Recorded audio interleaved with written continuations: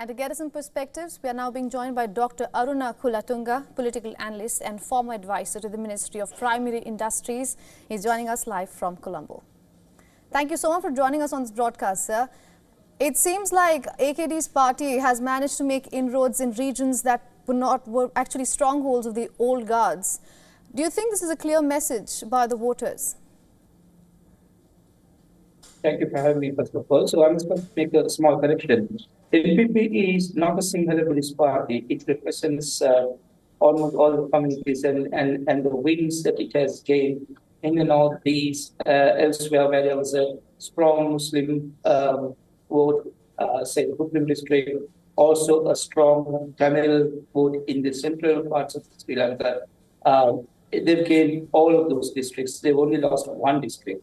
So that represents their multicultural and multi-religious makeup as a party. Actually, they are not a, I would say, overtly religious by any means, but definitely a multicultural party.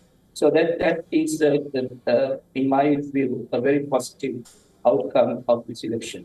And to answer your question, yes, it's very much a positive side and something that bodes well for the future of the country. Speaking of the future of the country, we had a political analyst from Colombo just yesterday, that was while the voting was going on, and she said something very interesting, and I'm quoting, "It's not just a strong government Sri Lanka needs, one also needs a strong opposition." So as numbers stand right now, how optimistic are you about the old guards in the opposition? Forget about the old guards, forget about the opposition. Given that for the first time since 1977, a single party, remember from 1977, most of the governments that we've had have been coalition governments. There were a lot of horse trading that was happening in those governments, and therefore their election pledges were weakened going forward. But for the first time since 1977, we have a single party with a president also representing the same party in power.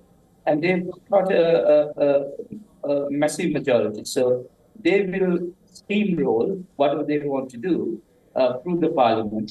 And we are only hoping that they will keep to the democratic norms in doing that, and they will keep to the election pledges where they said, look, we are going to change the constitution. It's going to be this, it's going to be anti-corruption, it's going to be democratic. So we are all hoping that those pledges will be kept. Forget about the opposition. There's no opposition there now.